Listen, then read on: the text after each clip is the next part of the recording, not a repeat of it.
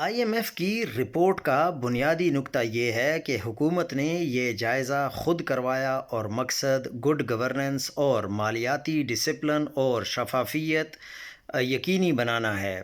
بدعنوانی کے دیرینہ مسئلے کے حوالے سے نئے اقدامات اٹھانا ہے۔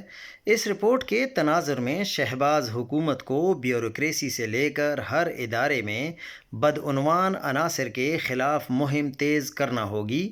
جیسے NHA میں وزیر اعظم نے ایکشن لیا اور چیئرمین شہریار سلطان کو نہ صرف عہدے سے ہٹایا بلکہ اس کے خلاف سنگین معاملات کی چھان بین بھی جاری ہے۔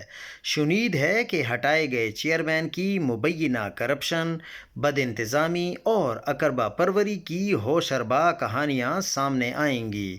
وزیر اعظم نے جیسی اعلیٰ سطحی تحقیقات NHA میں شروع کروا رکھی ہیں یہ قابل ستائش ہیں اور توقع کی جانی چاہیے کہ یہ عمل تمام وزارتوں اور محکموں میں بھی یقیناً ہو کر رہے گا۔